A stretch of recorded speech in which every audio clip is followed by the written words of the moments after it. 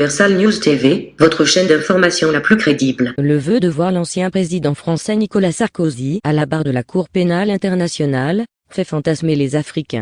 De nombreux observateurs pensent que cette juridiction basée à la haine ne s'acharne que sur les Africains. Ainsi, l'éventualité du transfert de Nicolas Sarkozy devant cette cour serait certainement un signe d'impartialité et une confirmation de sa compétence universelle. Suite à l'assassinat de Mouammar Kadhafi, une plainte avait été déposée par des mouvements citoyens africains contre Nicolas Sarkozy. Mais la Cour pénale ira-t-elle jusqu'à inculper l'ancien président français? Suivons maintenant le décryptage de la situation par nos analystes qui sont sur le plateau de DBS. Suivons. Libye, crime de guerre et crime contre l'humanité, où est passée la plainte contre Sarkozy à la Cour pénale internationale? C'est notre grande interrogation ce matin. Une quinzaine d'associations africaines avaient déposé une plainte auprès de la Cour pénale internationale à La Haye contre l'ex-président français Paul-Stéphane Nicolas Sarkozy. Elles estimaient qu'il est responsable de la mort de Mouammar Kadhafi et de la déstabilisation du continent africain. Une quinzaine d'associations africaines avaient donc déposé une plainte auprès de la Cour pénale internationale contre l'ancien président de la République française, Nicolas Sarkozy. Elles continuent de soutenir que l'ex-chef d'État français serait à l'origine de l'assassinat en 2011 de Mouammar Kadhafi, l'ancien président de la Jamaïra libyenne, et sans oublier de l'arrestation de Laurent Gbagbo, de Charles Blé Goudé. Le Balai citoyen, association du Burkina Faso, Y'en a marre, basé au Sénégal, ou encore Le peuple n'en veut plus de Guinée, et d'autres encore, une quinzaine d'associations issues de différents pays africains avaient saisi la Cour pénale internationale le 7 octobre 2017. Elles accusent, je cite, Nicolas Sarkozy d'avoir déclenché une opération militaire française en Libye avec entre autres objectif, celui de faire assassiner le colonel Kadhafi. Selon leur analyse, ce bouleversement politique dont elles attribuent à Nicolas Sarkozy la responsabilité serait à la base de la mort de plus de 50 000 personnes et de désordres majeurs dans la région. Réunis donc à Bamako, Mali, pour l'occasion du dépôt de la plainte le week-end des 7 et 8 octobre 2017, les représentants de ces associations s'étaient regroupés sous le nom de Front international des sociétés civiles panafricaines, FISPA, pour donner de la résonance à leur action en justice.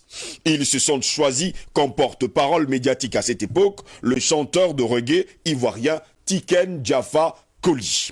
Nous portons cette plainte contre Nicolas Sarkozy pour l'assassinat de Kadhafi parce que cela a des conséquences dramatiques et néfastes sur le continent africain et sur les populations africaines, expliqué d'ailleurs auprès de RFI le militant guinéen Eli Kamano, membre du FISPA. Il ne s'agissait donc pas tant d'une démarche judiciaire que politique qu'Eli Kamano n'hésitait pas à qualifier d'ailleurs de combat. La plainte déposée pour crime de guerre et crime contre l'humanité par l'avocat du FISPAS, devait être examinée par la Cour pénale internationale. Messieurs, nous étions là en 2017. Aujourd'hui, nous sommes en 2021. Que s'est-il passé? Où est passée cette plainte de crime de guerre et crime contre l'humanité contre Nicolas Sarkozy? Si les membres du FISPA doutaient que leur démarche aboutisse, ils estimaient également que cela permettrait au moins de clarifier la situation. Si la CPI ne réagit pas, cela veut dire qu'elle choisit ses clients. Résumé d'ailleurs Tiken Jaffa Koli, qui avait été interrogé d'ailleurs à cette époque par RFI. Il faut également rappeler que la France avait participé activement à l'intervention de l'OTAN en Libye lancée en mars 2011 et qui a pris fin le 31 octobre de la même année, quelques jours après la mort de Mouammar Kadhafi, le 20 octobre 2011. Cette intervention militaire était initialement conçue comme un dispositif de protection des populations civiles, mais il faut le préciser également, Vladimir Poutine à cette époque, ainsi que d'autres personnalités, avaient estimé que les frappes sortaient du cadre de la résolution décidée par le Conseil de sécurité des Nations Unies. L'opération de l'OTAN avait ainsi été qualifiée de croisade par le président russe. Croisade justement contre le guide libyen Mouammar Kadhafi. Après la mort du colonel Kadhafi à Sirte, dans des circonstances encore non élucidées, l'effondrement de l'État libyen a donné l'opportunité à Daesh et à d'autres groupes terroristes de s'implanter en Libye. Depuis, outre les affrontements politiques et la partition du pays, la présence de groupes terroristes islamiques s'est accrue dans ce pays. Voilà pourquoi nous nous interrogeons également ce vendredi 5 mars de l'an de grâce 2021. Libye, crime de guerre et crime contre l'humanité. Où est passée la plainte contre Sarkozy à la Cour pénale internationale? Je prends votre réaction, Dr Yambin Timba, ce matin. Merci, merci M. Ngos. Il y a des questions qui sont quand même, qui interpellent quand même, au-delà de quelques associations qui interpellent l'histoire. Vous vous demandez, pour quelle raison est-ce que ce qui semble en Afrique, ce qui se passe en Afrique, ressemble plus, comme le disait un des camarades décédés de Parfait Patient d'Homme, Moukoko, le mathématicien.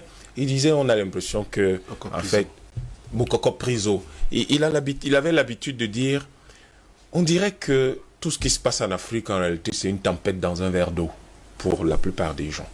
Et là, vous avez l'impression que cette plainte, c'était juste peut-être une tempête dans un verre d'eau. On s'en fout. Mais expliquons deux choses, avant de donner peut-être un avis, deux choses. Mais de quelle Libye parlons-nous? Mais la Libye de Muammar Kadhafi, c'était l'un des 10 pays qui avait le revenu par habitant le plus élevé au monde. C'était le modèle de démocratie le plus abouti parce qu'il était meilleur que le modèle suisse, qui lui est cantonal, mais le modèle libyen allait jusqu'au niveau des villages. C'était l'un des plus grands producteurs de pétrole au monde. Et c'était l'un des rares pays au monde où quand vous vous mariez, on vous offrait un appartement, l'État vous offrait un appartement, tout le monde avait le droit de faire les études qu'il voulait partout, il voulait sur la planète.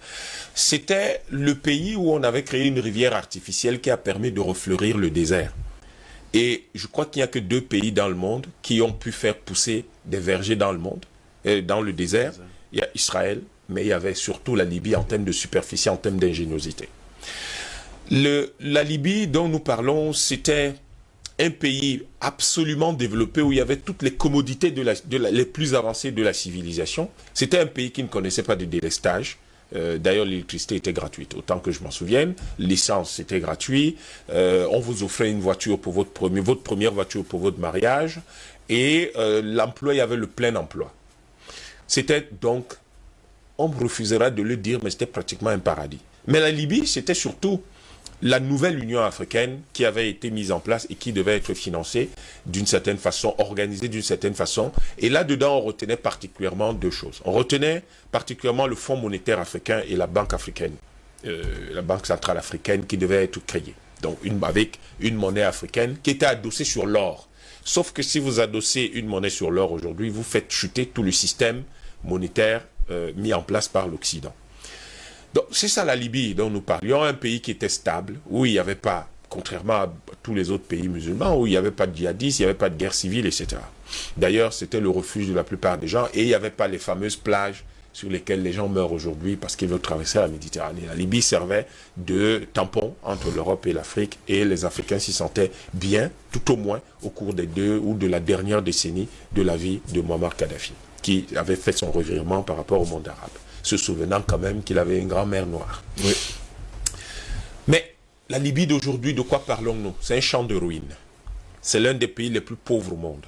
Ce pays, par contre, a toujours pratiquement le même niveau en termes de production de pétrole, en termes de niveau, pas, c'est-à-dire de rang, mais il est devenu l'un des plus pauvres au monde. En fait, on assiste à une gabonisation de la Libye relativement à l'économie du pétrole. C'est-à-dire, vous produisez énormément de pétrole, mais vous êtes pauvre. Et la Libye, c'est 2 gouvernements du jamais vu. C'est-à-dire que vous avez 2 gouvernements qui sont, il y en a un qui est reconnu par la communauté dite internationale, oui, et l'ONU, etc. Et puis il y a un autre qui semble plus populaire et qui a manifestement plus de légitimité au niveau de la population. Donc voilà le décor, mais les conséquences de ce qui se passe en Libye sont finalement ce qui nous intéresse. Et c'est ça qui va pousser ces organisations à se lever pour porter plainte, pour se plaindre de celui qui avait été à l'origine de ce qui s'est passé en Libye. Parce que, en réalité, la Libye ce qui s'est passé est quand même effarant. C'est-à-dire, c'est exactement la même chose qui s'est passé en Irak. On bombarde un pays, on tue le président de ce pays, on détruit son gouvernement et son administration. Mais il y a une chose curieuse qu'on laisse ouverte. à la portée de tout le monde. C'est les arsenaux militaires. C'est-à-dire que tout ce qui est armement libyen était ouvert et chacun pouvait se servir. Comme si on avait, en réalité, comme si on avait préparé, on s'était arrangé pour que certaines personnes et certains groupes accèdent à l'armement qui était disponible en Libye. Et c'est aujourd'hui cela qui a équipé énormément de personnes. Et donc la guerre qui a eu lieu en Libye concerne tout aussi bien, concerne tous les pays dans lesquels aujourd'hui on subit le djihadisme. Les 200 morts de Marwa ou de Kolofata sont des morts qui en partie résultent de cela. Boko Haram est armé en partie grâce à cela. Tous les mouvements qui sèment le désordre, le chaos au Mali, en Guinée, au Burkina, etc., au Niger, et dans beaucoup d'autres pays comme le Soudan du Sud, etc., au Tchad, tous ces mouvements se sont servis dans les arsenaux libyens. Et ça a déstabilisé le Sahel, ça l'a rendu invivable, impropre au développement, et la paix est partie. Mais c'était ça l'objectif, la gestion, le management par le chaos, le pillage via le chaos. Et c'est pour ça que vous avez vu des soldats du pays de Sarkozy, justement, qui vous disent qu'ils sont en Libye, mais on les trouve en train de creuser dans des mines. Et vous trouvez que la production d'or du Mali s'est accélérée, alors que l'État du Mali s'est appauvri et que les stocks d'or se sont plutôt amoindris. Alors, qu'est-ce qui se passe? Ce genre de contradiction, on ne sait pas. Alors, c'est ça qui provoque cette situation, qui interpelle donc ces associations. Et ces associations utilise l'un des modes de saisine de la CPI. Donc, parce que les gens peuvent se demander, ouais, mais c'est une association, est-ce qu'elle a le droit de saisir la CPI? Absolument. Absolument. Il y a 3 modes de saisine de la CPI. Il y a le Conseil de sécurité des Nations Unies qui peut saisir le procureur de la CPI. Vous avez un État qui peut donc décider, les États qui peuvent décider de saisir le procureur sur des faits qui interviennent dans leur territoire ou des faits qui ont lieu dans le territoire d'un État membre mais en relation avec leur propre pays. Et vous avez l'autosaisine, c'est-à-dire le procureur lui-même peut se saisir et il se saisit sur la base de faits dont il fait connaissance, soit par ses propres enquêtes qu'il initie, soit parce qu'il y a des associations, des chercheurs ou des groupes de toutes les façons qui lui produisent de la documentation et l'interpellent et lui permettent d'avoir connaissance d'un certain nombre de faits qui ont lieu sur quelques points de la planète qu'ils soient. Donc, la saisine de la CPI par la FISPA est tout à fait dans les règles. Sur la forme, elle est tout à fait normale. Maintenant, on va se demander, mais Laurent Gbagbo a quand même été traîné à La Haye alors qu'il n'y avait même pas encore de mandat d'arrêt. À cette époque, la Côte d'Ivoire n'avait pas encore ratifié hein. le traité. Oui. Mais comment se fait-il que le procureur de surcroît, qui est une Africaine, qui est une fille du continent, ou en tout cas à cette époque, oui, qui est une fille du continent, des faits aussi graves que la déstabilisation, la destruction d'un État, la déstabilisation de toute une région, à votre avis, pourquoi est-ce qu'elle ne réagit pas? Elle ne réagit pas aujourd'hui, on le sait, parce que malheureusement la CPI est une justice qui est d'abord, nous allons pas revenir, une justice aux ordres, oui, mais surtout n'oubliez pas, nous avons eu un débat sur ce plateau sur l'OCRS. Justement. Et certains veulent reconstituer l'OCRS à travers ce genre de choses. Il faut voir le jeu. C'était de déstabiliser la Libye et de la tuer. L'enjeu, reconstituer l'OCRS. Et donc, en réalité, consolider certains intérêts sur le continent. La conséquence aujourd'hui, c'est que on finira un jour par donner raison à Tiken Jah Fakoly quand il dit que apparemment la CPI choisit. On verra bien. À l'époque, il disait on verra si la CPI choisit ses clients ou pas. Choisit qui arrêter ou n'est pas arrêté. Donc, je pense que je vous remercie. Finalement, on va lui donner raison, hein, parce que jusqu'à preuve de contraire, on va passer la plaine 4 ans après. Ben voilà. Moi, c'est la grande interrogation. Ben voilà. Peut-être que les autres, ils savent si ça se trouve, mais ce que je sais, c'est que la plainte n'a pas encore prospéré. Il n'y a même pas encore eu de réponse à ma connaissance. Et il se trouve qu'une fois de plus, l'Afrique en est assez demandée, mais ces organisations internationales, que valent-elles pour ces problèmes? Mais à la fin, je crois que la FISPA doit se retourner. Il faut, même si c'est symbolique, que ce procès, le procès de gens comme Nicolas Sarkozy, ait lieu. Et que ces procès aient lieu en Afrique parce que la justice est rendue au nom du peuple. Je ne soutiens pas trop la CPI parce que je ne sais pas au nom de qui la justice est rendue à la CPI. Je faisais juste l'historique de ce qui s'est passé. Mais là, mon point de vue, c'est que, et le point de vue, l'analyse juridique et même géopolitique est que ces personnes soient jugées sur notre continent parce que les faits se sont produits sur ce continent. Et c'est là où on dit toujours, nous avons la Cour, nous avons un certain nombre d'instruments juridiques de l'Union africaine, mais on sait que ça peut être inopérant, mais il reste que la société civile africaine doit pouvoir saisir même un tribunal commun. Qui peut, parce que dans tous les cas, il faudra trouver simplement le bon axe. Le simple fait qu'une balle de terroristes, de djihadistes, ait atterri une bombe, ait atterri et dans une ville de nos pays, que cela ait tué nos compatriotes, nous pouvons nous saisir de ce genre de faits pour porter plainte à tous ceux qui, de près ou de loin, sont liés à la survenue d'un tel événement. Et je crois que il est important que les gens sachent que c'est de cette manière-là que les peuples avancent. Les peuples ne peuvent pas avancer en disant la CPI a jugé Nicolas Sarkozy. Si la CPI juge Nicolas Sarkozy, ça va dire quoi à la dame qui est là-bas à Bamako? Elle connaît la CPI. Or, la maman qui est à Bamako, si un tribunal de Bamako juge Nicolas Sarkozy, même symboliquement, même s'il n'est pas là, même si la France proteste, de toute façon elle fait ça tout le temps, même si aucun représentant français n'est là, mais que les Africains juge cet homme-là. Le symbole, le capital de mobilisation et de confiance qui va en être sera tel qu'à un moment ou à un autre, le fait que une décision sera quand même là, disant que le jour où il met les pieds en Afrique, il sera arrêté pour aller purger sa peine, vous verrez que beaucoup de ces dirigeants-là vont faire attention. C'est exactement ce que l'Europe fait. Ils jugent nos gens là-bas chez eux, et vous savez donc que si vous vous rendez un jour, vous allez être arrêté et vous pouvez épurer votre peine. Mais c'est comme ça que les gens protègent leurs États. Vous croyez que les gens protègent seulement leurs États avec l'armée? On protège aussi l'État avec un certain nombre d'instruments non militaires.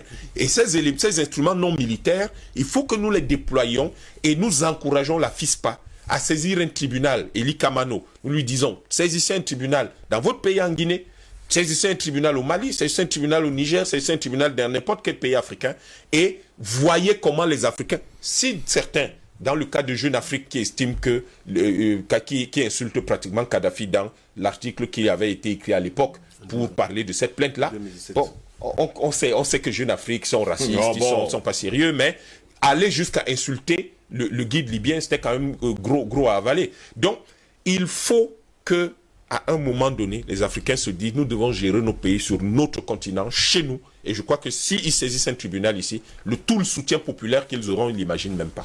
Patient Parfait d'Homme, les faits se sont déroulés en 2011. Jusqu'à preuve de contraire, ça fait déjà près de 10 ans aujourd'hui. Nicolas Sarkozy n'a pas encore été jugé par la Cour pénale internationale. C'est un groupe d'associations qui s'est mis ensemble pour porter plainte à la CPI. Qu'attendent les États africains? Qu'attendent les juristes africains? Qu'attendent les avocats africains? Qu'attendent justement ces nations africaines qui ont vu la Libye carrément divisée, brisée, on va même dire à la limite inexistante aujourd'hui?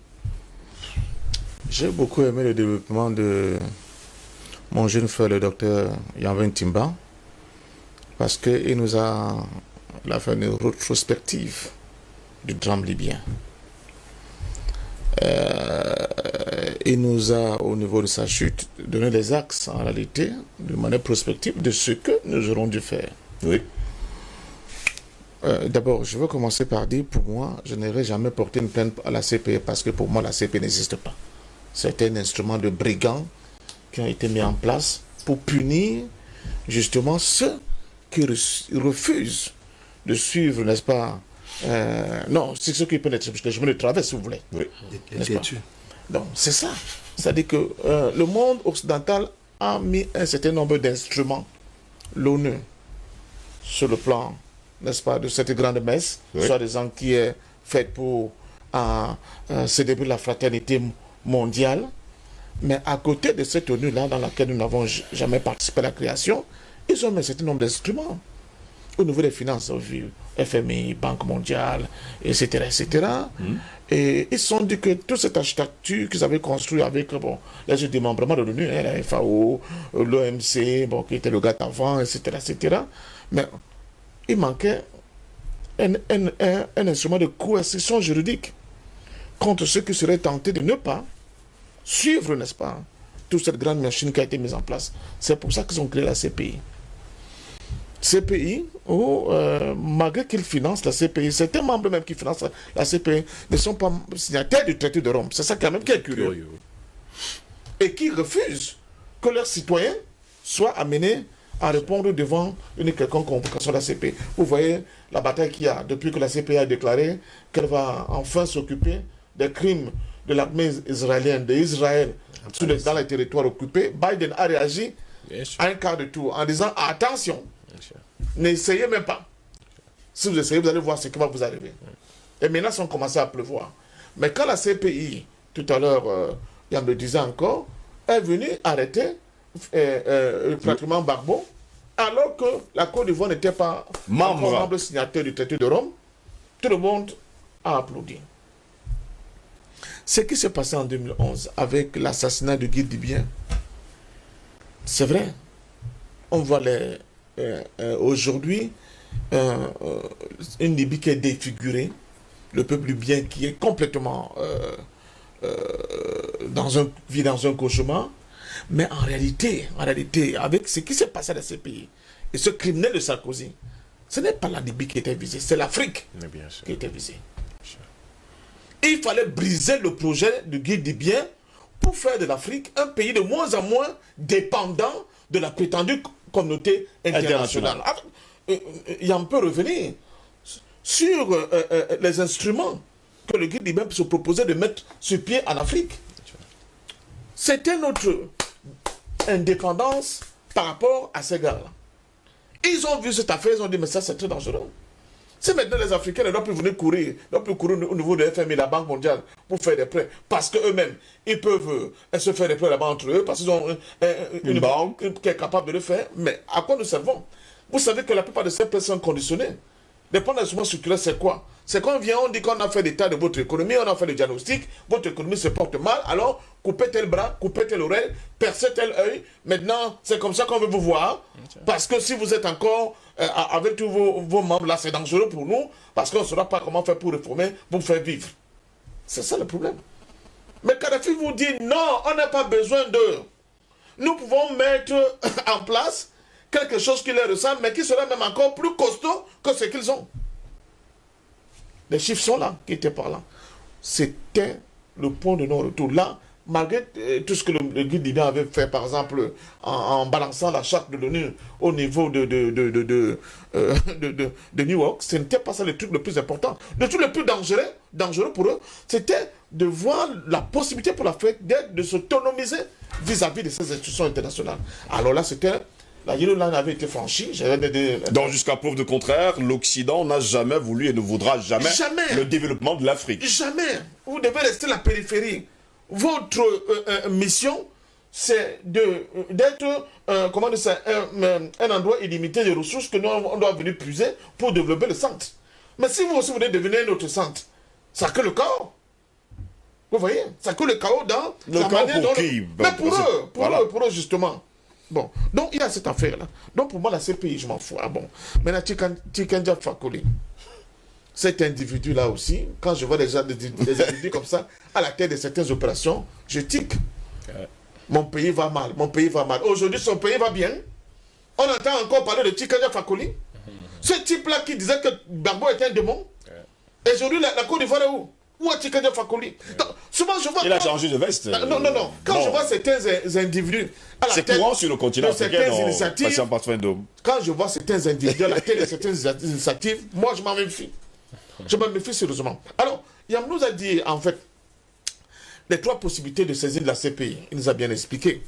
Bon, Madame Bensouda va vous dire que il y a des gens qui ont écrit à la CPI, à Madame Bensouda, dans ce sens, même en tant qu'individu.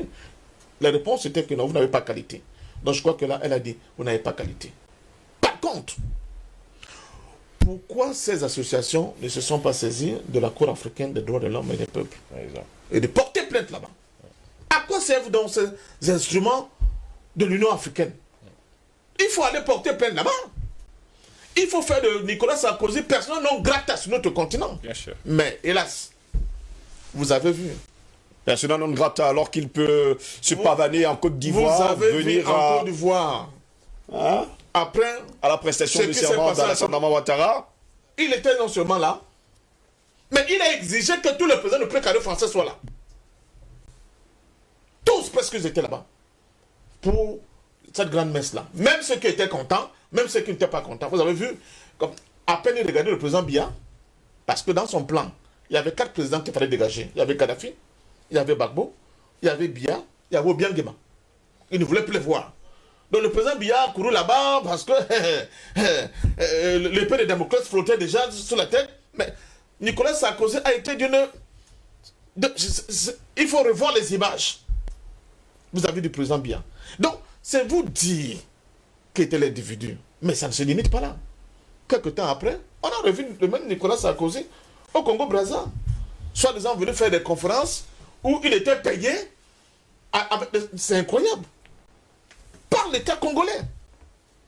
Là, vous posez nous la question, mais finalement on dit oui, nos chefs d'État ont trop de pression, nos chefs d'État ils sont tels X, Y. Mais c'est quoi ces chefs d'État finalement? Un type qui a tué votre avenir, un type qui a fait assassiner l'un de vous, l'un de vôtres, et vous l'invitez encore? Pourquoi? Pourquoi? De quoi avons-nous peur? Donc, nous sommes la face, justement, ce que j'appelle cette complexe né de ce contentieux historique que nous avons besoin de Paris. Il faut purger ce contentieux historique. Il faut libérer l'Afrique. Il faut redonner à l'Afrique sa souveraineté. Et cela va passer seulement par des luttes multiformes. Ce qui se passe au Sénégal, c'est une forme de lutte. Ce qui se passe au niveau du Mali, ce sont des formes de lutte. Ce qui se passe, je ne sais pas, dans d'autres pays africains, ce sont ces formes de lutte-là. Il faut des luttes multiformes. Il faut dire à notre jeunesse, vous n'allez pas être digne. Vous n'allez pas libérer votre continent en continuant à faire des paris foot. Ce n'est pas comme ça que vous allez vous en sortir. Ou bien comment dire ça, en célébrant des contre-valeurs. Et c'est ça qui conduit à un débat que j'ai tout à l'heure pendant votre revue de presse. Pourquoi vous ne voulez pas que quand les enfants ont l'impression que c'est ça les valeurs, qu'ils ne fassent pas des vidéos pornographiques dans leur salle de classe? Parce qu'ils n'ont pas d'autre valeur que ce qu'ils voient. Regardez ce que vous montrez dans votre télé-novelas. C'est quoi cette histoire? Personne n'a le courage de taper le pont sur la table et dire arrêtez-moi ça. Nous avons un continent à construire, nous avons des pays à construire, nous avons des peuples à éduquer. Donc voilà, nous sommes ouverts, complètement ouverts, nous avons le ventre complètement, n'est-ce pas? Et c'est ça qui peut permettre à des criminels comme M. Sarkozy, parce que Nicolas Sarkozy, c'est un criminel de guerre. Ce n'est pas parce qu'il vient d'être condamné là-bas, dans les problèmes internes franco-français, parce que c'est ce que je vous dis. Ouais. Il n'a pas été condamné parce qu'on aime beaucoup les Africains. Non, pas du tout. M. Macron veut l'évacuer pour qu'au niveau de la droite, il n'est pas un challenger qui va lui venir le piquer de voix. Et il veut avoir, en fin de course, un face-à-face entre lui, Macron et Marine Le Pen. C'est tout. C'est tout le problème. Et il sera battu. C'est tout le problème. Donc, M. Macron n'a pas levé les pieds pour que la justice enfin accélère sur le cas Sarkozy, parce qu'il sera en train de se faire du remords par rapport au comportement de mafiosi et de criminels de M. Sarkozy en Afrique. Non, ce sont des problèmes intérieurs là-bas, la France qui est en train de régler. Donc, vous voyez, et je continue de dire, Steve Ngoz, les élites africaines ont un problème. Ils ont un problème. Ils n'ont pas la capacité d'identifier qui est leur ennemi et de le combattre, de décider de le combattre. Avec la dernière énergie. Quand je parle de l'organisation des masses africaines, il faut qu'elles soient organisées, qu'elles se fassent des passerelles, qu'elles identifient qui est leur ennemi et qu'elles lancent des initiatives pour combattre ces ennemis-là avec toute la violence possible. Mais si nous sommes encore en train de rêver, moi je croyais que bon, ils peuvent faire un petit pied de nez pour démontrer en fait le caractère, j'allais dire partisan de la CPI, pour développer après un truc pour dire aux gens, ben vous voyez non, ils ont refusé notre plainte parce que. Donc, comme ils ne veulent pas de cette plainte-là, nous allons nous retourner en Afrique. Il y a la Commission africaine des droits de l'homme et des peuples, mais aussi certains tribunaux, n'est-ce pas, comme il y a dit très bien, des pays africains où ils peuvent se constituer en partie civile pour attaquer Nicolas Sarkozy. S'il y avait comme ça, en Afrique, une dizaine de procès contre cet individu-là, vous avez beau fermer les yeux, au niveau de l'opinion mondiale, vous avez quand même compte qu'il y a un problème. Mais non, ce n'est pas ce qu'on fait. On fait un peu de cinéma à Bamako, on dit oui, on a porté plainte à Nicolas Sarkozy, la CPI, dont tout le monde sait que cette plainte ne va pas aboutir, et après on croise les bras. c'est de l'amateurisme, c'est le manque de continuité dans cet esprit de fighting spirit que la jeune génération doit avoir aujourd'hui pour contrer tous ces gens-là, comme Nicolas Sarkozy, qui sont décidés à continuer à pousser l'Afrique. D'abord, ce type, quand vous dites qu'on n'est pas entré dans l'histoire, il ne blague pas. Hein. Lui, il est vraiment... C'est sa conviction intime. Donc, de continuer de vous pousser on espère qu'il est entré dans l'histoire. Hein, dans les tréfonds, n'est-ce pas, de la périphérie de l'humanité. Et ça, les jeunes Africains ne doivent plus l'accepter aujourd'hui. Albert Anatola, ici, on insiste sur ce fait. Oui, il fallait que cette association revienne sur le continent africain pour porter plainte à Nicolas Sarkozy. Mais je pose toujours cette question. Qu'attendent les États africains? Qu'attendent les intellectuels africains pour porter plainte à Sarkozy, surtout le continent africain? Qu'attendent les juristes, les avocats, tous ceux-là qui connaissent justement la loi? Qu'est-ce qu'ils attendent depuis 2011 pour porter plainte contre Sarkozy? On a plutôt l'impression que tout le monde est complice. Déjà, je voudrais rappeler au grand frère patient que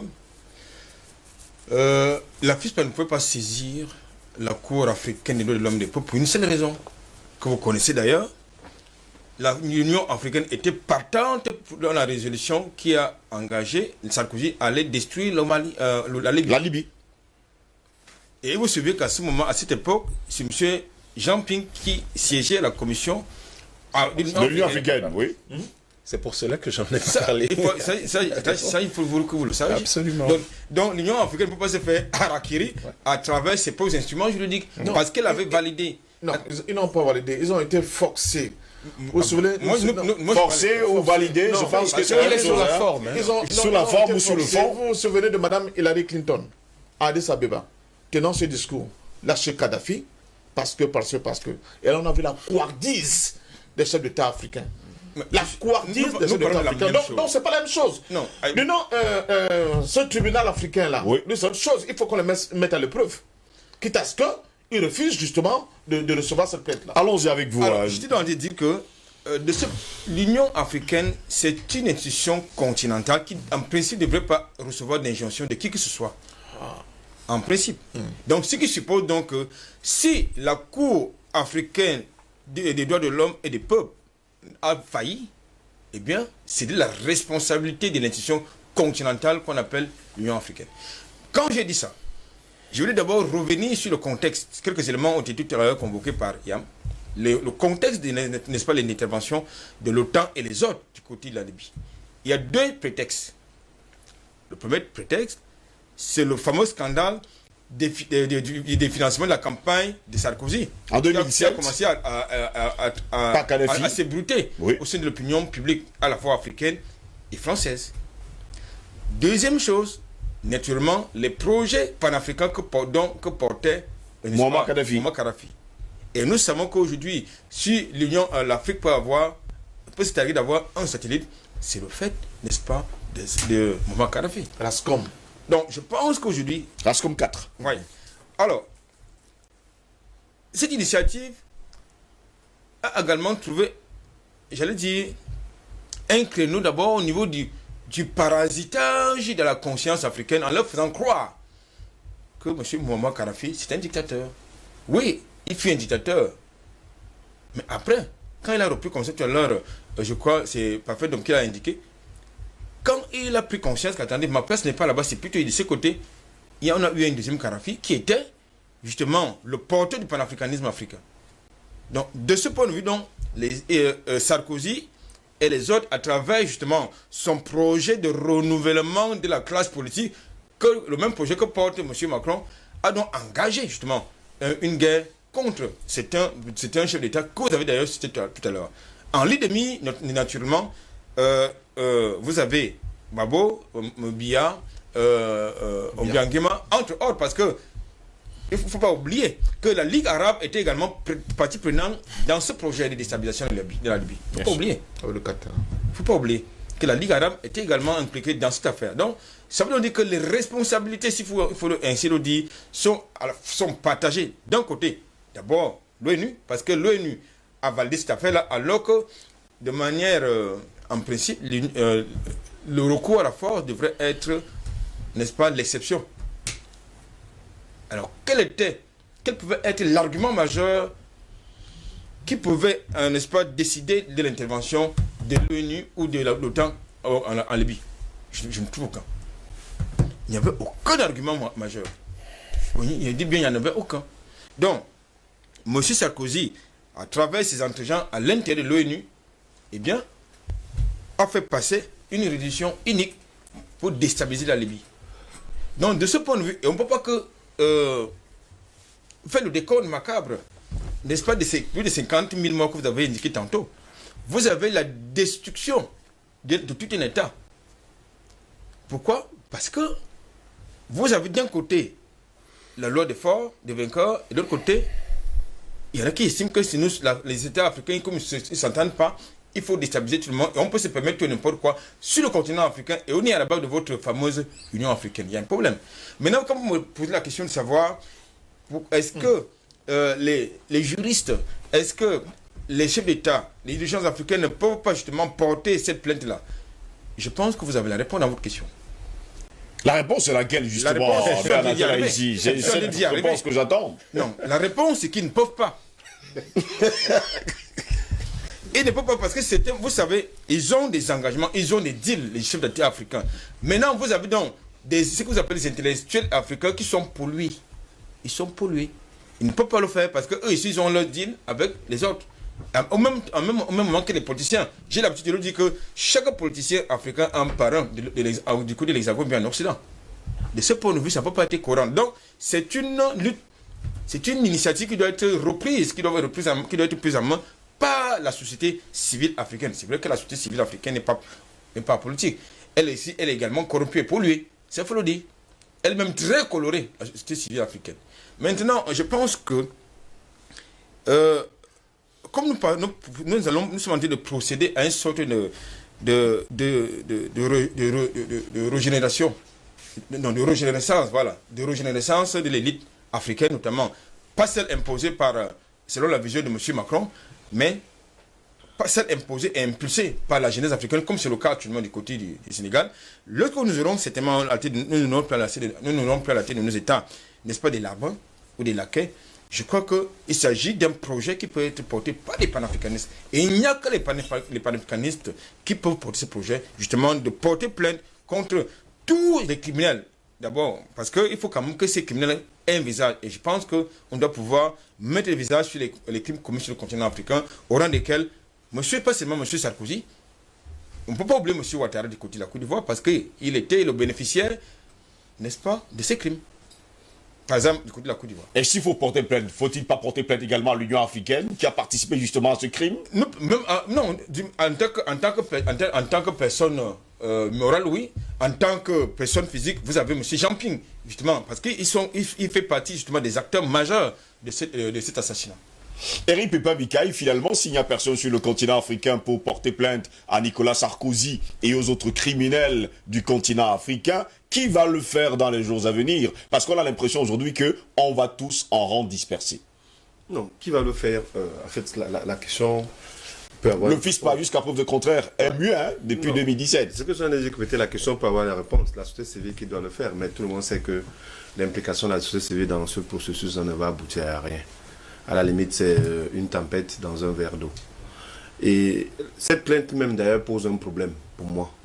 Oui. Parce qu'il ne faut pas oublier que l'intervention en Libye émane d'une résolution, la résolution 1973 du 17 mars 2011.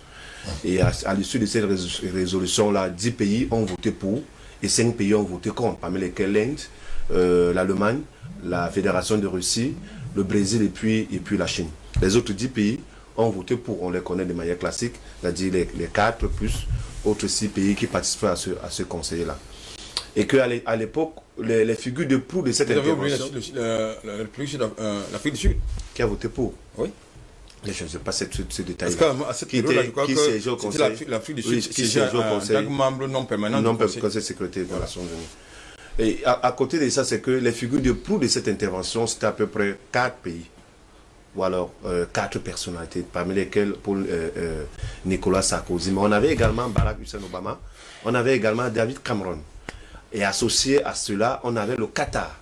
Parce qu'à l'époque, on disait que le Qatar avait des intérêts assez aiguisés sur la fluidité du pétrole libyen.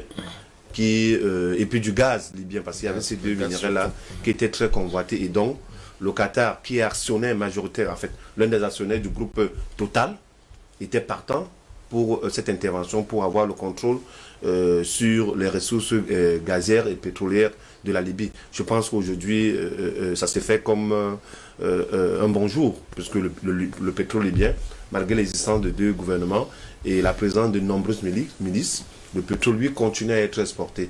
Ce sont les problèmes, les tensions politiques qui ne sont pas encore estampées, mais le pétrole, lui, et le gaz, eux, continuent à être exportés fièrement. Donc, on se serait attendu que la FISPA fasse un peu cet état de lieu et décide de s'attaquer à ceux-là qui ont donné un chèque en blanc. Et à côté de ça, il y a quelqu'un de très controversé dans cette intervention libyenne, le professeur, en fait, le philosophe Bernard-Henri Lévy. C'est-à-dire, c'est lui qui a presque terrorisé l'intervention. C'est-à-dire, une terrorisation psychologique pour préparer le monde occidental à aller intervenir en Libye. Et ce monsieur, je pense, en 2020, il a tenté de faire un retour en Libye. On lui a justement fait comprendre qu'il n'était pas la bienvenue de ce territoire dont il avait participé à créer la guerre. Donc, pour des organisations de la société civile qui ont du temps et qui veulent faire sérieux, ils devraient en réalité faire le tour de la question avant de poser la problématique. Et, parce que moi, je sais très bien qu'en se focalisant sur Sarkozy, c'est un peu faire renaître ce qu'on appelle le sentiment anti-français. Mais il ne s'agit pas du sentiment anti-français, en réalité. Il s'agit d'une injustice qui a été perpétrée, du moins qui a été commise à un peuple, aujourd'hui, qui est déstabilisé. Parce qu'il ne faut pas toujours qu'on voit les choses en termes du passé colonial, ou en termes de nationalité ou d'identité. On doit voir les choses en termes d'individus qui posent un acte, et dont les mécanismes juridiques internationaux peuvent permettre de réparer cet acte-là en portant plainte et en ouvrant un procès. C'est aussi simple que ça. Les gars qui ont été condamnés au tribunal de Nuremberg ne l'étaient pas parce qu'ils étaient forcément des Allemands. Ils étaient parce qu'ils ont participé à un crime contre l'humanité et l'humanité a décidé de les mettre sur le banc aux accusés pour qu'ils assument leurs responsabilités. En fait, c'est ce que nous recherchons dans le cadre de ce monde. Maintenant, qui va assumer justement ces responsabilités de la part des Africains? Laquelle, la responsabilité? Ces responsabilités commises sur le continent. Je parle par exemple de ces crimes, par exemple le cas avec la Libye qui est aujourd'hui divisée. Non, le problème d'assumer ne se pose pas. Le problème de la réparation, alors de la reconnaissance, c'est de ça que je parlais. Non, ça ne peut pas de la reconnaissance en l'État. il faut qu'il y ait les responsabilités soient établies, oui, et que les acteurs ou les auteurs soient jugés. En fait, on est en train de dire la même chose, mais peut-être différemment. Peut-être vous voulez que j'en prenne vos mots. Je ne veux pas arriver à là. Ce que je vais dire, c'est quoi? En fait, à votre question d'assumer, il y a un problème de la question de souveraineté des États africains face aux autres peuples. Est-ce que nous sommes tellement souverains à parler avec la même voix que les autres peuples? Est-ce que la souveraineté d'un peuple comme la Somalie peut être mise sur le même banc que celle d'un peuple comme les États-Unis? J'ai posé, sur la même balance autant pour moi, j'ai posé cette question il y a dans notre dernière émission sur ce plateau.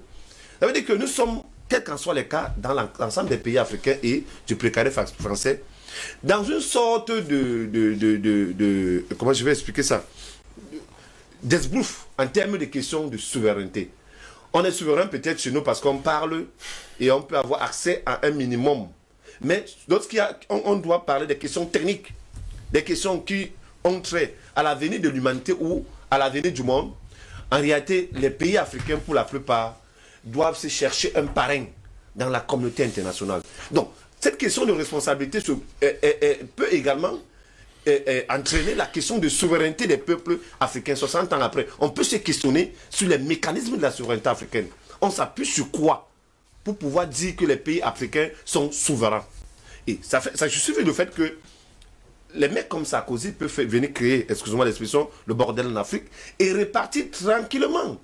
Sarkozy n'a jamais été, malgré peut-être les plaidoiries des médias activistes comme Mediapart, qui ont essayé de démontrer que Sarkozy, en fait, s'était impliqué dans la guerre de la Libye pour pouvoir cacher ses acquaintances ténébreuses avec ce même régime, notamment dans le cadre du financement de sa campagne de 2007. Donc, les gars l'ont fait, ils ont démontré ça au sein de l'opinion publique française. En réalité, Même au niveau de la France, ça ne les intéresse pas de savoir qu'en réalité, leur ancien président était préalablement impliqué dans des activités ténébreuses qui ont permis le financement de sa campagne. Pourtant, la loi française est claire. Il y a un plafond et puis il faut éviter les financements des campagnes en s'appuyant sur, en réalité, ce que la France disait à l'époque, des pays dictateurs tels que la Libye. Albert, maintenant ici, finalement, si on reste sur le fait que, bon, ok, les pays africains ne sont pas souverains, finalement, on reste et demeure esclave ad vitam aeternam. En tout cas, moi, je ne suis pas esclave, en tous les cas. Je voudrais dire quelque chose. Oui. Tout à l'heure, Yamtimba a justement convoqué 3 mots de saisie, n'est-ce pas, de la Cour pénale internationale. Mais je pense que si sur le continent africain, nous étions proactifs et soucieux des réparations de ces crimes sur le territoire libyen, ce que vous appelez ONG chez nous, c'est-à-dire organisation de la société civile chez nous, devrait justement reprendre à leur compte certains éléments justement de ces assassinats, de ces méfaits, pour porter plainte, même de manière individuelle à chacun des acteurs. Du moins pour ce qui concerne les acteurs sur le continent africain. Oui. Ça n'a pas été fait parce que nous avons des acteurs sur le continent africain qui ont validé cette affaire-là. Je prends au premier chef Jean Ping. Ça c'est important. Mais ça n'a jamais été fait. Donc je crois qu'aujourd'hui, il est question pour la CPI de montrer qu'elle est sérieuse, que nous ne sommes pas dans la frophobie. Voilà. Que nous ne sommes pas dans la frophobie parce que c'est établi qu'en Libye, il y a eu plus d'une 50aine de morts. Et que la résolution, la fameuse résolution que convoque, n'est-ce pas, Bikaï, a été dévoyée au niveau, n'est-ce pas, de sa mise, de son exécution. Ça a été dévoyé, au même titre que certaines résolutions ont été dévoyées du côté de l'Irak. C'est-à-dire que c'est allé au-delà de ce qui était permis, par exemple. Donc je pense que ces genres de situations ne peuvent pas rester impunis parce qu'il s'appelle Sarkozy, non. Deuxième chose, je crois que nous avons sur le continent africain des acteurs, des intelligences qui peuvent suivre cette affaire-là. Mais je voudrais revenir un peu sur même la forme de la plainte. Parce qu'en fait, moi ça me pose quand même un problème. Comment est-ce que cette plainte a été régulièrement déposée à la CPI? Parce que ça, il faut aussi questionner ça. Si ça a été régulièrement déposé à la CPI, ça pose donc justement un problème d'équité au niveau de la justice. Mais si ça a été déposé par exemple via Internet, comme j'ai eu dire, il y a également un autre problème. Ça peut donc c'est un moyen accepté par la CPI. Voilà.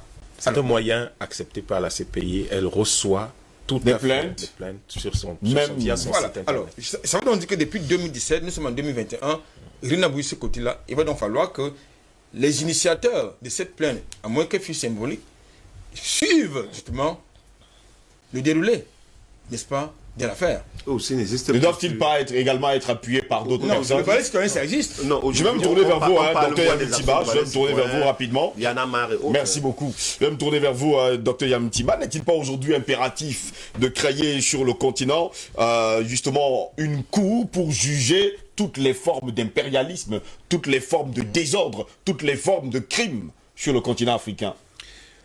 Nous n'allons pas multiplier éternellement les institutions. Quand vous prenez l'organisation judiciaire d'un pays comme le Cameroun, nos tribunaux là, de grande instance, sont compétents pour le faire. Quand vous prenez l'organisation judiciaire telle qu'elle fonctionne aujourd'hui, vous dites il y a 200 morts à Maroua, à Kolofata. Ces gens-là sont morts parce que là-dedans, on a retrouvé une arme qui viendrait des arsenaux libyens. Vous portez plainte à tous ceux qui ont... C'est-à-dire que vous êtes fondé. Oui. Je parle sous le contrôle des juristes de mon pays. Un jour, ils me diront si j'ai raison ou pas. Mais vous êtes fondé par ce fait, puisqu'il y a l'arme du crime. Et que l'arme du crime peut être reliée à quelqu'un. Alors vous êtes fondé à pouvoir porter plainte sur cette base-là à la personne qui soit a transporté cette arme-là, soit l'a négligée, soit a provoqué la situation qui l'a rendu disponible. Vous êtes fondé à porter plainte contre ces gens-là. Il faut que nous sachions que vous savez, la vie, elle a un côté formel qu'il faut savoir utiliser. je voudrais dire à M. Bikaï que la Somalie est tout aussi indépendante que les États-Unis. Il n'y a rien à voir, ça n'a rien à voir avec la taille, la puissance ou la richesse. Mais quand le Qatar parle, le Qatar c'est quelle puissance? Le Qatar c'est quelle superficie, c'est quelle population? Mais le Qatar parle. Pourquoi est-ce qu'on respecte Andorre ou Saint-Marin, mais on ne respecte pas la Somalie et on ne respecte pas la Côte d'Ivoire ou les pays comme la Libye? Vous savez où se trouve Tuvalu? Même pas. Vous savez où se trouve Fidji? Pourquoi on les respecte? On ne respecte même pas. On ne respecte pas la Libye. On ne respecte pas le Cameroun. Parce que, messieurs, la souveraineté d'un État s'appuie et se fonde d'abord sur ses hommes. Voilà. Que Obama ne vienne pas vous embrouiller en disant les institutions fortes. Les institutions fortes sont écrites par qui? Pas des saints, pas des anges. C'est écrit par des hommes. Et ce sont les hommes qui doivent, la classe politique, qui doivent avoir tellement de crédibilité et de sérieux que quand elle parle au niveau international, on écoute. Et on fait attention parce qu'en même temps, ils gèrent leur pays d'une certaine façon. C'est comme ça que les institutions deviennent fortes. C'est par les hommes qui les mettent en place, qui les incarnent. Une institution, c'est quelque chose de désincarné. Vous voyez l'institution à travers le visage. Quand on dit le président de la République, c'est une institution. Mais si vous avez un président qui n'a pas de personnalité, qui ne peut rien faire, qui n'a aucune autorité, votre État sera un État sur lequel tout le monde va marcher. Mais si vous avez un président qui est présent, qui n'est pas forcément quelqu'un d'exubérant, mais qui est présent, voilà, vous avez un État fort et sérieux. Donc, aujourd'hui, est-ce qu'il faut qu'on crée une cour? On n'en a pas besoin. On a besoin de regarder l'organisation judiciaire de nos pays et vous pouvez porter plainte à qui vous voulez dans cette chose. Mais pourquoi est-ce qu'il faut absolument que ces procès aient lieu? Parce que la question de fond devient comment la conscience africaine peut-elle se revivifier face aux défis qui l'interpellent dans l'histoire et dans le monde. Mais elle va se revivifier en se fondant sur sa capacité à mettre en place des actions, à développer des actions qui vont lui permettre à la fois de tirer toute la connaissance dont elle a besoin de son histoire et de ce qui se passe sur le continent. Deux, de s'assurer qu'elle a la pleine maîtrise de son espace vital, de son territoire, en utilisant jusqu'aux instruments non militaires qui lui permettent de maintenir hors de son espace un certain nombre de personnes qui ne sont pas désirables. Parce que les indésirables qui pullulent, qui traversent le continent dans tous les sens et qui n'ont pas peur, par exemple, de se retrouver en prison du fait d'un mandat d'arrêt ou du fait d'une convocation à la justice ou du fait d'une décision de justice, peuvent toujours continuer à fomenter tout ce qu'ils peuvent fomenter pour déstabiliser nos pays. Il faut également que cette conscience africaine sache s'organiser, sache se soutenir, être solidaire. Mais tout à l'heure, vous m'avez dit, est-ce que ces gens ont suivi je crois que c'est un acteur ici qui disait qu'il fallait qu'ils suivent, etc. Et je crois que par exemple, Parfum Dôme revenait également dessus. Non, ce que nous sommes en train de faire là, c'est ça qui a manqué à ces gars-là en 2017. En réalité, imaginez, parce que la puissance de la société civile africaine elle-même, elle ne la mesure pas. Imaginez qu'en 2017, dans ne serait-ce que les 15 pays qui parlent le français en Afrique, imaginez que toutes les semaines, il y avait un débat, un talk show, une discussion, quelque chose qui se disait sur cette plainte-là. Vous croyez que ça serait resté comme ça? Le problème, c'est que la plainte est là et puis tout le monde se dit, ça ne me concerne pas. Les gens ont l'impression que ça ne les concerne pas. Et vous n'imaginez pas l'intérêt qu'il y a aujourd'hui, ce qu'il y a ce matin, à discuter de cette chose et à se demander, mais pourquoi est-ce qu'on n'a pas de la suite dans les idées? Les Guinéens, les Guinéens, les Maliens, les Sénégalais ont commencé. Mais est-ce que les autres, qu'est-ce qu'ils attendent? Moi, je vous pose la question. Exactement. Ce qu'ils attendent, c'est que vous devez toujours avoir entre les initiateurs, il faut des relais qui permettent que l'action initiée devienne une action de grande envergure, une action populaire. Oui. C'est comme ça que vous appelez ça, parfaitement. Oui. Une action populaire. Et ces relais-là, c'est ça qui a manqué. Vous avez eu Jeune Afrique qui est venu, qui a fait un certain travail de sape, parce que c'est son boulot. Et vous avez tous les médias français qui sont présents sur le continent, et francophones qui sont sur le continent, qui relèvent donc de cette histoire de la francophonie, qui ont fait leur travail de sape, et tout de suite, ça a étouffé sur le plan populaire cette action qui aurait dû être relayée et qui aurait dû être portée finalement, devenir un élément du peuple. C'est comme ça que ça a fonctionné avec le franc CFA. Vous avez des gens qui ont initié, qui ont dit, voilà, qui ont structuré, compris comment ça fonctionnait, et il y a eu un somme de relais, notamment les médias, notamment un certain nombre d'organisations de la société civile, la presse, et donc qui ont permis que Aujourd'hui, quand vous parlez du franc CFA à n'importe quelle personne dans l'Afrique dite francophone, les gens vous disent à peu près de quoi il s'agit et ils savent quand même qu'ils n'ont pas besoin d'être experts financiers. La seule chose qu'ils savent, c'est que le franc CFA bouffe leur sueur et leur sang. Et c'est tout ce qu'ils ont besoin de savoir. Voilà pourquoi ce combat est devenu populaire. Donc ce qui se passe là, avec cette plainte de la FISPA, c'est de la reprendre aujourd'hui, qu'un certain nombre de personnes convaincues la reprennent, la fassent circuler sur Internet, utilisent les médias, en profitent pour parler, parce que nous sommes des parties prenantes de cette plainte-là.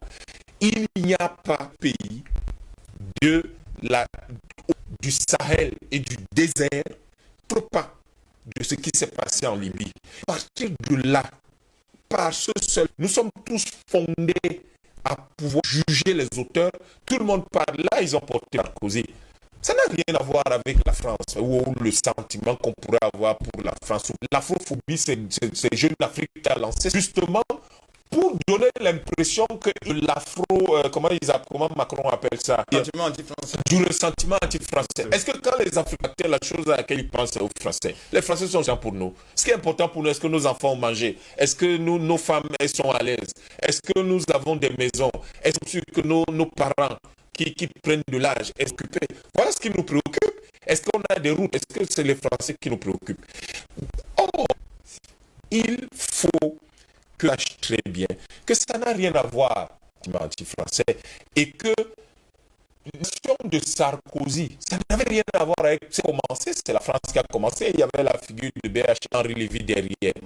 C'est en réalité, il fallait, au derrière, on avait les Barack Obama, ça a donné lieu à un grand débat. Donc, mais le visa a été utilisé parce que malheureusement, il y a eu les actions en Côte d'Ivoire et parce que tout a pris des positions ouvertes. Il a dit qu'il s'est prononcé sur ces questions-là. Comme l'empereur de son empire, mais si, parce qu'en même temps, une figure, visage, il fallait donner un visage. Et le visage qu'on a trouvé, qui était quand pertinent, sinon le plus pertinent, c'était celui-là. Ça n'avait rien à voir avec qu'on aime ou qu'on aime. Ça avait quelque chose à voir avec l'idée que la CAN essaye de trouver le moyen d'expliquer ce qui se passe en Afrique, le discours et les schémas qui vont permettre que nous puissions expliquer à nos descendants qu'est-ce qui s'est passé sur le... Et un procès. Mais qui a dit qu'un tué quelqu'un?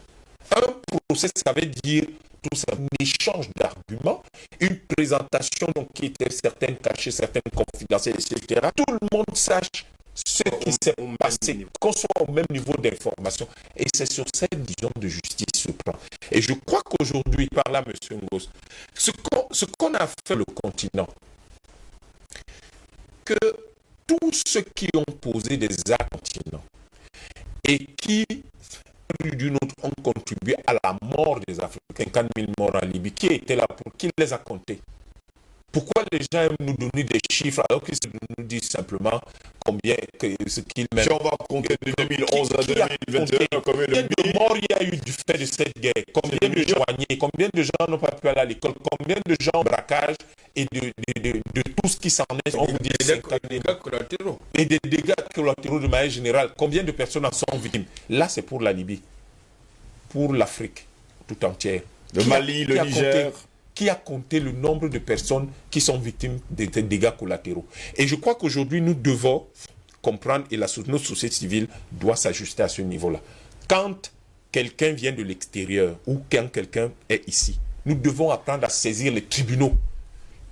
Et nous pouvons aujourd'hui légitimement saisir un tribunal dans n'importe quel pays africain qui a été influencé par ce phénomène, parce que la justice doit être rendue au nom du peuple. Et la plainte sera portée pour que le peuple de ce pays-là, justice lui soit rendue en son nom par ses magistrats. Et nous aurons raison. Et en émettant des mandats, pas forcément des mandats d'arrêt, mais des décisions de justice qui condamnent un certain nombre de personnes, nous allons fermer l'Afrique à un certain nombre de déstabilisateurs. Nous allons fermer l'Afrique à un certain nombre de personnes qui, justement, provoquent chez nous des problèmes sérieux. Nous ne sommes peut-être pas la plus grande puissance militaire du monde, mais j'ai l'habitude de dire aux gens que le Vietnam n'avait pas la bombe atomique qu'elle a battu la France en 1954 ou quand elle a battu les États-Unis en 1976. Le Vietnam n'avait pas la bombe atomique, mais eux, ils avaient une grosse aviation.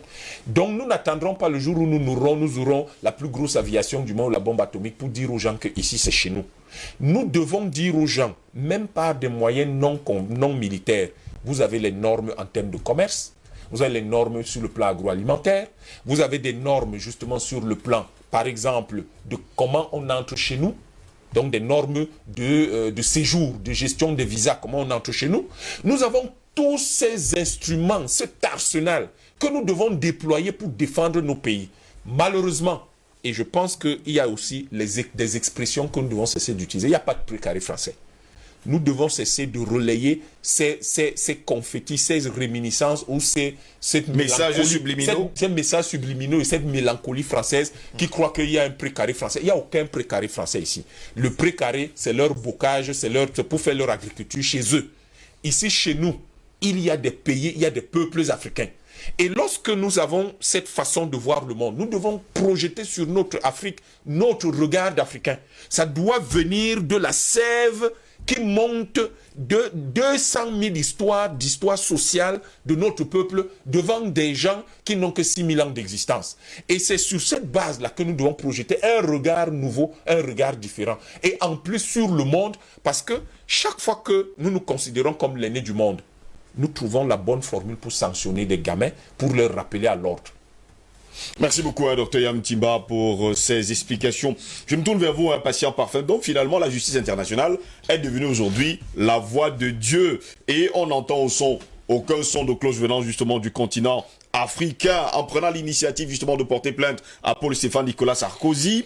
Eh bien, ces hommes ont bien fait, tout le monde le sait aujourd'hui. Mais finalement, la Cour pénale internationale a pris l'initiative de mettre cette plainte sous une pile de dossiers. N'est-ce pas là pour montrer justement à la terre entière que la Cour pénale internationale est complice justement de la justice des vainqueurs?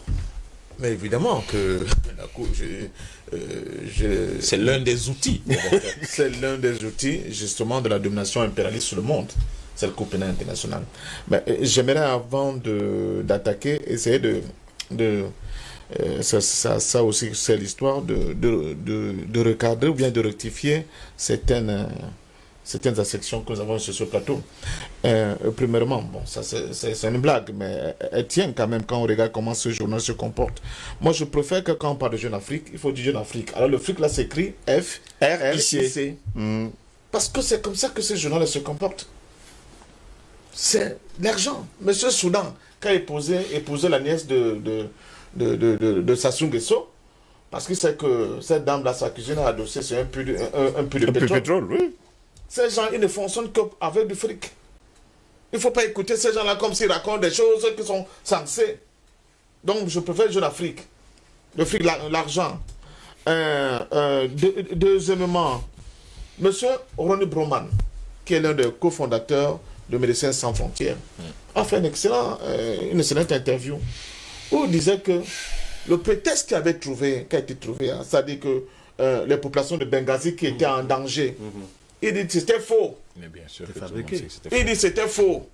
Les gens sont allés au Qatar dans des trucs de cinéma, comment vous les appelez. Les studios de cinéma, ils ont monté un bon film. Ils ont monté des trucs qu'ils ont présentés comme des trucs. Un truc arrivé à Benghazi. Bien sûr. La population de Benghazi n'était pas menacée par le qui dit bien. C'était faux. Ronnie Broman lui-même, il a dit, hein, c'est pas moi, l'ami de Kouchner, le fondateur de Médecins Sans Frontières. Oui.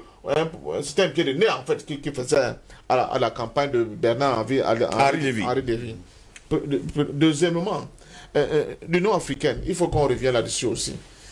L'Union africaine, elle est comme elle est, elle a fait une organisation avec un poste qui en réalité, qui n'a rien dedans, qu'on appelle le président de la commission de l'Union africaine.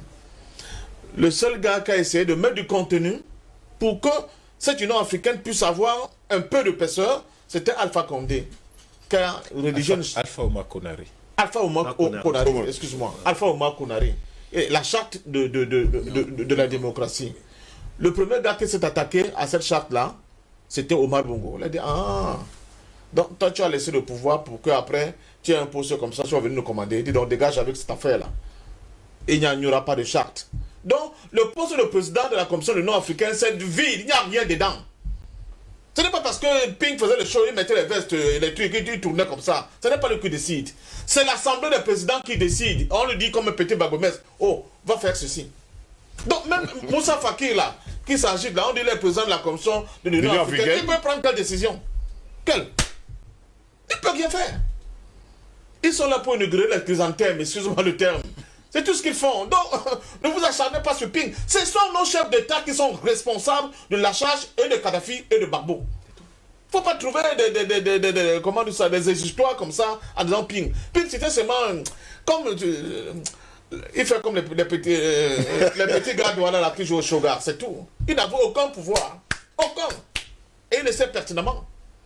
Bon, l'autre truc pour la Russie, parce que c'est important de savoir comment Poutine avait pu laisser un truc pareil. Arrêtez, Poutine n'était pas le chef d'État. Le chef d'État, c'était Dimitri Medvedev. C'est même l'une des raisons pour laquelle Poutine, la relation avec Medvedev a pris un grand cassé, oui. Parce qu'on ne peut pas comprendre que Poutine, que la grande Russie était là et n'est pas opposé son droit de veto contre toutes ces ils n'ont pas voté, ils ont opposé leur droit de veto. Mais dans le non, ils n'ont pas opposé leur droit de veto. S'ils avaient opposé leur droit de veto, la résolution n'aurait pas... parce que sur le plan du vote populaire, le Conseil... Non.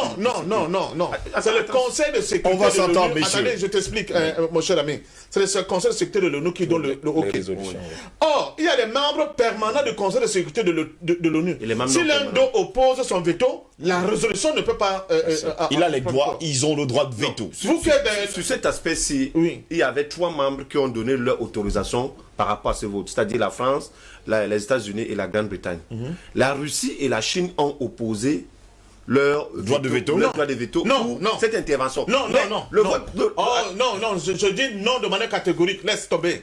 Tu vas aller chercher après. Il y a quand même ce que vous devez également le savoir. Le Conseil de sécurité des Nations Unies avait dit non justement aux États-Unis d'aller intervenir en Irak, mais ils y sont quand même allés. Là, l'Irak, les États-Unis ont violé le droit international. Voilà. Donc une énième fois, ils ont violé dans le cas de la Libye, dans le cas de la Libye, c'était différent. C'était différent.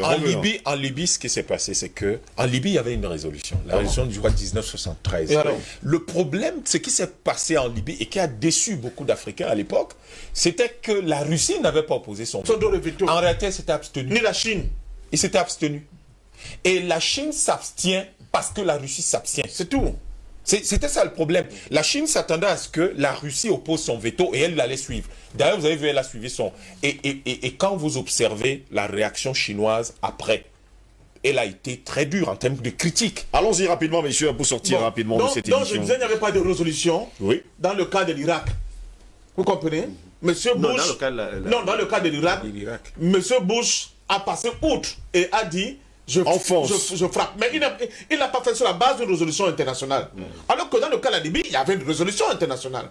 Donc il n'y avait pas de droit de veto. Oui, là, il y avait une abstention des deux pays. Bon, voilà. Alors, c'est une erreur de ma part. Donc il fallait corriger ce truc-là. Bon, maintenant, dans le fond, une fois de plus, Sif, l'Afrique a fait tout un développement. Mais le développement devait porter sur la souveraineté de notre continent. Et sur le fait que nos dirigeants doivent être en accord avec leur peuple. Les Vietnamiens ont tenu pourquoi? Parce que tous les Vietnamiens considèrent Ho Chi Minh comme leur leader. Le véritable guide. Sans discussion. Un des leurs. Sans discussion. Il n'y avait pas de discussion. Mais vous avez en Afrique des chefs d'État dont tout le monde sait d'où ils viennent et comment ils ont reçu leur souveraineté. Comment voulez-vous que ces gens-là soient au service des Africains? Ils prennent des actions qui dépassent les Africains eux-mêmes. Mais comment ce type-là peut prendre une pareille décision? Regardez comment ça se passe autour de nous. L'histoire de précaré. Je dis que c'est la France qui considère que nous sommes son précaré. Ce n'est pas que nous le considérons comme son précaré. Mais dans leur jargon politique, tout le temps, tu entends le précaré français. C'est comme ça qu'eux-mêmes, ils considèrent. Mais nous, on s'en fout. C'est pour ça que nous les combattons. Et il faut bien définir quand on parle de précaré français, pourquoi on voit les États qui sont concernés par cette affaire. Toute l'Afrique n'est pas concernée par cette affaire. Monsieur Obama, lui aussi, il a été niqué là-bas par les magouilles politiques de Hillary Clinton. La preuve après, il a dit, la plus grande bêtise de ces deux mandats, c'était d'avoir validé, d'avoir donné le OK. Était-ce une bêtise alors c'était calculé? C'est trop facile. C'est trop facile, non. De toute façon, pour un responsable de ce niveau, c'est trop facile. Je restitue l'histoire. De toute façon, il a dit. Oui, mais chacun essaie dans l'histoire de se trouver, de s'aménager, de faire sa relation publique. Sarkozy, merci, monsieur. Ni Cameroun, ils ne se sont jamais... C'est-à-dire, ils sont restés droits dans leur bon. Il avait besoin de le faire parce qu'il est noir. C'est différent. Pour Kadhafi, il y a trois où il avait besoin de le faire. Le dernier élément que je mets dans la balance pour démontrer que les gens là en voulaient à Kadhafi, il fallait le tuer. Il fallait le détruire. C'est, vous savez, vous vous souvenez de l'attentat de Le Corby? Oui. 88. Voilà, un avion s'était écrasé au-dessus de l'Écosse. Bien sûr. Dans cet avion, il y avait beaucoup de juifs. Les juifs 88. Et le lobby juif a décidé de la perte de Kadhafi par tous les moyens. Sarkozy n'était que l'un des instruments. Et Bernard-Henri, ça explique la présence de Bernard-Henri Lévy, lui aussi juif. Vous voyez comme les autres sont solidaires. Quand ils décident de te faire d'avoir ton scalp, ils vont l'avoir, quel qu'en soit le temps que cela prendra, ils vont le faire. Chez nous en Afrique, on est incapable de le faire pour l'instant. Et on n'a pas beaucoup insisté sur le projet de Kadhafi par rapport à l'Afrique. Nous sommes passés après PD. Quand on parle de dégâts, oui, on a vu Sarkozy a promis aux Touaregs, ne vous mêlez pas dans cette affaire-là. Si tout s'est tombé, les arsenaux libyens sont ouverts, vous pouvez vous servir comme vous voulez, vous pouvez déferler sur le nord du Mali, et on a vu les colonnes. On le voit également aujourd'hui. Déferler sur le nord du Mali, puissamment armé, et l'armée malienne ne pouvait pas tenir. Et on va découper une partie, on va vous donner votre propre État, qu'ils ont surnommé l'Azawad, vous vous souvenez, l'Azawad. Mais je continue de vous dire, le projet libyen, le guide libyen là, les trois grands pôles là, oui. Le Nigeria, le Cameroun et celui à Site, pour faire de l'Afrique sur le plan économique un espace indépendant des pressions extérieures internationales. C'est ça qui justifie en dernier ressort la mort de Kadhafi. Les histoires du Qatar sur le truc gazier là, ça pourrait encore passer. Mais ça là, vous ne voyez pas les conséquences, hein? Les conséquences sont graves dans cette affaire-là. Vous vous imaginez une Afrique qui ne dépend plus ni du Fonds monétaire international, ni de la Banque mondiale, ni des institutions, des clubs de Londres, les clubs de Paris, les clubs pour financer leur propre économie. Mais c'était fini. C'est comme l'affaire de l'éco-Macron, laquelle venait éventrer un projet authentique de pays de l'Afrique de l'Ouest pour avoir leur propre monnaie. C'est ça le nœud du problème dans cette affaire-là. C'est là où Kadhafi a franchi la ligne rouge. Et il fallait l'éliminer, il fallait détruire la Libye pour donner l'exemple à tous ceux qui seraient tentés de faire la même chose pour le faire.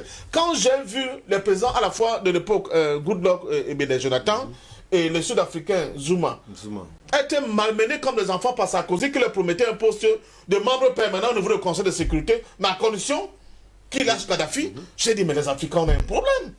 On a un gros problème, Yambi Timba. Sérieux, oui. On a un sérieux problème. Comment même une petite, excusez-moi l'expression, une petite fille de Jordan Ndoko, on peut la tromper comme ça.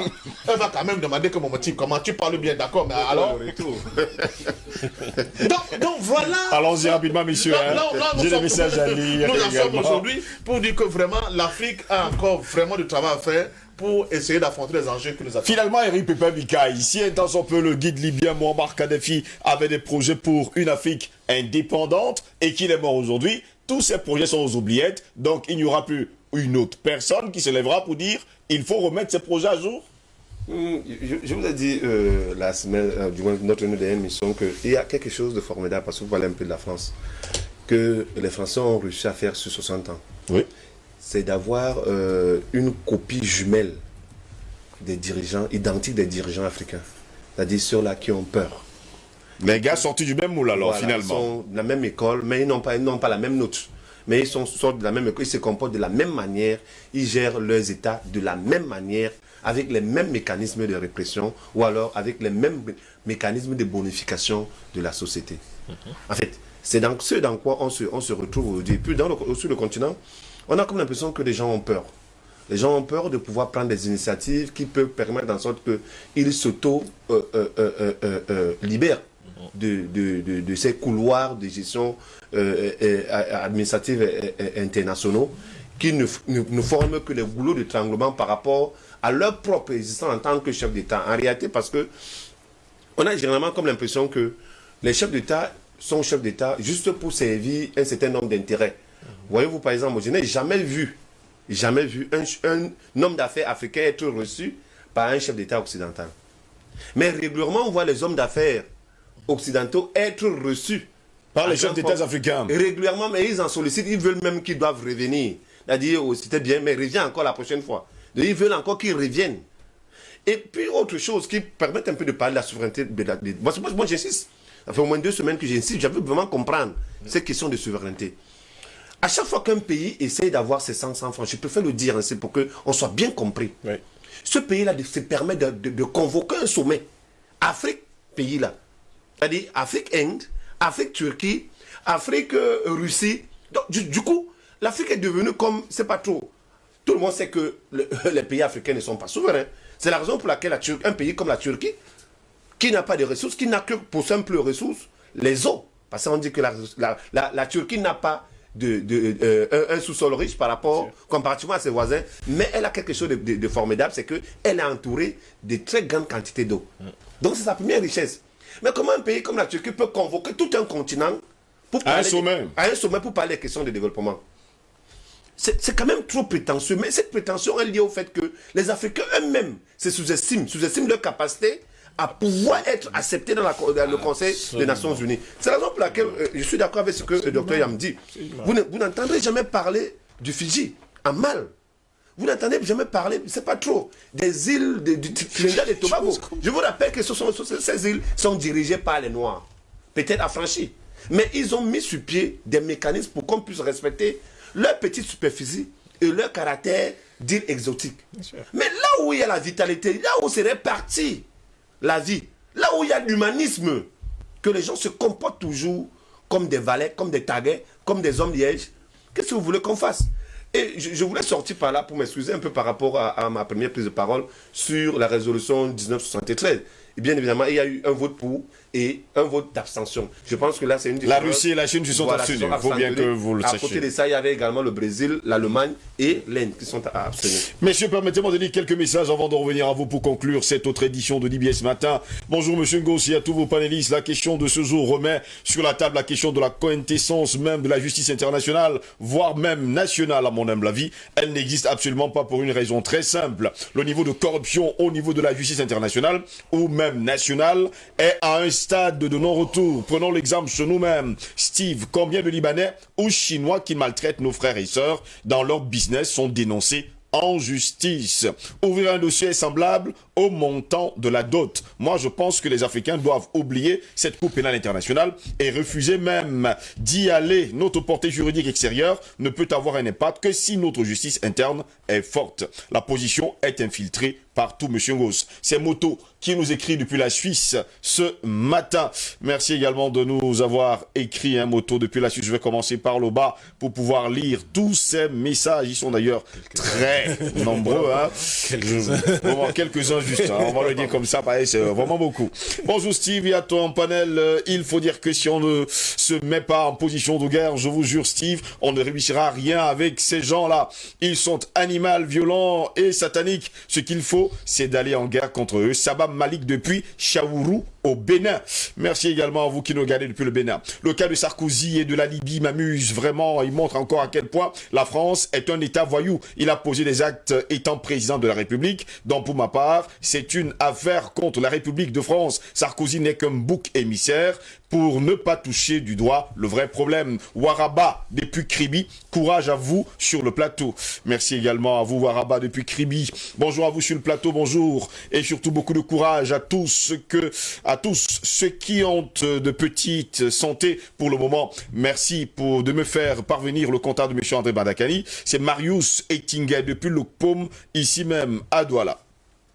On pourra pas, mais bon, on verra bien ce qu'on pourra faire. Bonjour Steve, la Cour pénale internationale ne peut rien faire. Les 3 cités du monde gèrent ce machin et lui donnent des injonctions sur les cibles à juger. Rien ne peut être fait contre Sarkozy pour le mal qu'il a commis en Afrique. Ce sont des brigands qui se retrouvent à la CPI pour asservir tous ceux qui refusent de marcher comme ils veulent. L'Afrique est en train de se réveiller et il faut une communauté internationale, que la communauté internationale, cette communauté internationale, je pense que c'est ce qu'il voulait dire, s'apprête parce qu'elle viendra bien nous demander pardon. Nous allons les botter hors d'Afrique et faire de ce continent la référence dans tous les domaines. C'est Mahmoud Hamzine de Bonamoussadi qui nous a écrit également ce matin. Bonjour Monsieur Ngos, bonjour à vos invités. La plainte contre Sarkozy se trouve dans les tiroirs de la Cour pénale internationale puisque partant de la charte impérialiste à son 27e article qui dit « Les lois, les résolutions, les cours et les tribunaux des Nations Unies sont nos instruments de pression contre les dirigeants et les leaders des pays qui défendent les intérêts de leur peuple. » Et à son 28e article qui dit que les dirigeants des puissances occidentales ne peuvent être poursuivis, arrêtés ni incarcérés par les cours des tribunaux de l'ONU, même s'ils commettent des crimes de guerre, de génocide ou des crimes contre l'humanité. Il est clair que ce procès n'aura jamais lieu à la Cour pénale internationale. Et si nous voulons rendre justice, il est temps qu'on puisse mettre en place une Cour panafricaine de justice qui aura à sa tête des vrais panafricanistes, juristes pour défendre la cause des Africains. Sinon, il n'y aura jamais de justice par rapport aux crimes commis contre nous. Merci pour tout ce que vous faites pour la libération de l'Afrique. C'est Rachid depuis Bafilo au Togo. Bonne journée à vous sous la protection divine. Bonne journée à vous également. Steve Ngos et son panel, bonjour. Merci d'avoir dit à la revue de presse qu'une certaine génération de Camerounais est formée pour haïr leur pays. C'est Monsieur Otou Aïfoulan. Pour le débat du jour, la seule chose qui nous reste à faire, c'est détruire l'Union africaine. Tout part de là. C'est ce machin qui, à la limite, peut nous donner l'AVC. Monsieur Parfum d'Homme, vous êtes même très poli en parlant rien que du regard que Sarkozy avait à l'endroit du président Paul Biya. Il est allé jusqu'à lui dire qu'il aimerait assister à une pareille cérémonie au Cameroun entre Marafa Milou Yaya et lui. C'est Monsieur Otou Aïfoulan à Yaoundé qui nous a écrit également. Bonjour le parto, le syndrome Sarkozy ne nous intéresse pas. Nous connaissons tous nos ennemis. Le combat reste plus spirituel. Le changement de l'Afrique viendra du Cameroun. La gouvernance de ce monde, c'est le Cameroun. Laissons l'Union africaine là où elle est. Nos traditions africaines, c'est la nouvelle gouvernance du monde. C'est le Cameroun. Regardons Sarkozy prend le pouvoir. Beaucoup d'associations se créent ici et le passé sont où aujourd'hui? Notre changement, c'est à base de nos traditions, le renouveau de l'Afrique et au Cameroun. Laisser la société civile, sociologique africaine, elle n'est pas libre. Ces blancs ne s'en sortent pas pour prendre les décisions sur notre pays. Bon, on comprend pas réellement. Le centre de l'Afrique, c'est le Cameroun qui gouvernera le monde. Stéphane Fogap qui nous écrit depuis Douala. Bon, finalement on est arrivé. Bonjour Didier, ce matin, si tu n'avais existé, il aurait fallu que l'on te crée concernant le thème mis à l'ordre du jour. Il est clair que le plan machiavélique de la déstabilisation de la Libye avait été savamment orchestré afin de rendre ce pays qui est devenu véritable paradis terrestre invivable et ingouvernable. Et cela devait passer par l'assassinat du guide libyen Mondovision par Sarkozy. Parce que pour ceux qui dirigent le monde, l'Afrique est un continent qui ne devrait pas se développer. Et quiconque a une vision d'une Afrique libre et indépendante pour être prospère doit se faire couper la tête à tout prix. Et pour les plus résistants, les instruments d'asservissement et d'assujettissement des peuples qu'est la Cour pénale internationale, eh bien, prennent la relève afin de vous mettre hors d'état de nuire. C'est malheureux, c'est désolant. On ne peut que constater cela ainsi. C'est Bekada Omenge depuis Yaoundé. Messieurs, on va s'arrêter là pour les messages parce qu'il y en a énormément ce matin. 22. Ouf, encore 22 messages. Bon, d'accord. Ça va être beaucoup. Messieurs, pour sortir rapidement. Docteur Yamtimba, en 2 minutes, non, en 1 minute parce que le temps nous est imparti. Qu'est-ce qu'on fait maintenant? Rien d'exceptionnel.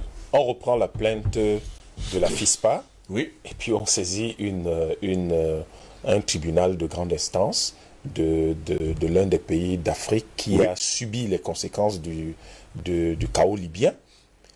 Et puis on verra bien comment un État africain va dire qu'il n'est pas, que la plainte est irrecevable parce que ceux qui sont morts, les compatriotes qui seraient morts du fait de ces chaos-là. Il y aura un pays courageux pour prendre ce genre de décision sur le continent africain? Vous savez, je vais vous dire quelque chose. Nous n'allons pas juger, préjuger. Oui. Nous disons simplement que nous allons voir, à la lumière des développements qu'on aura, si les Africains pensent eux-mêmes que leurs propres concitoyens peuvent être tués Aussi au vu de tout le monde. au vu aussi de tout le monde, Et que personne ne dise rien. sans qu'ils ne réagissent alors qu'ils sont interpellés. Oui. Et vous ne pouvez pas il y a des éléments de justice qui peuvent permettre à l'Afrique de s'en sortir, de se désolidariser des choses comme la coopération internationale. Nous n'avons pas, il y a par exemple Interpol. L'Afrique a l'équivalent. Il faut créer un équivalent puisque vous avez pas l'Europol. Est-ce que nous sommes obligés de tout partager? Vous créez donc quelque chose qui est une police africaine qui commence à se mettre en place et vous avez dans nos propres constitutions, vous créez la loi de la compétence universelle, vous donnez la loi de la compétence universelle, mais je vous dis encore que l'organisation d'un tribunal aujourd'hui, un tribunal juge sur la base d'un crime. Un crime, c'est la clameur publique. C'est la clameur publique, ce n'est pas le nom de l'accusé. Or, quand vous regardez les clameurs publiques qui se sont élevées en Afrique, à la suite de ce qui s'est passé en Libye, beaucoup de pays sont fondés à juger les personnes qui ont été à l'origine de ce chaos-là. Alors, Anatole, chez vous, qu'est-ce qu'on dit? Deux choses. La première, c'est quoi? C'est que la CPI doit donner... je suis blessé. doit rassurer l'opinion publique mondiale à savoir qu'elle est une cour internationale indépendante qui peut s'auto-saisir d'un cas de crime, de guerre et de crimes contre l'humanité, comme ça a été le cas du côté de la Libye. Parce qu'en 2017, quand même, la CPI n'aurait pas eu besoin déjà que ce soit l'organisation de société civile panafricaine qui la saisisse. Elle devait s'auto-saisir de cette affaire-là parce que justement, il y a eu cette clameur publique qui a la conséquence des milliers de morts et les nombreux dégâts collatéraux dus au fait de cette situation. La seconde chose, c'est quoi? C'est que justement, il faut, à mon sens, un tribunal africain qui est capable de pouvoir connaître des affaires, c'est-à-dire avec une compétence universelle. C'est la vérité, parce que si l'Afrique est dans la dynamique de souveraineté, d'indépendance économique, politique, il faut également s'inscrire dans la dynamique d'indépendance judiciaire avec ses propres instruments. Nous en avons de la matière. Merci beaucoup, Albert Nathan ici d'être là, avoir été là ce matin. Patient Parfum d'Homme, votre mot de fin? Non, moi, je suggère, en attendant que nous puissions avoir de véritables patriotes à la tête de nos États, parce que c'est ça aussi qui manque, et qui freinent le rythme des actes que nous pouvons poser. J'insiste sur l'organisation par la société civile, le thème ne me plaît pas, mais des peuples. Oui. Que les gens fassent beaucoup d'institutions qui s'organisent.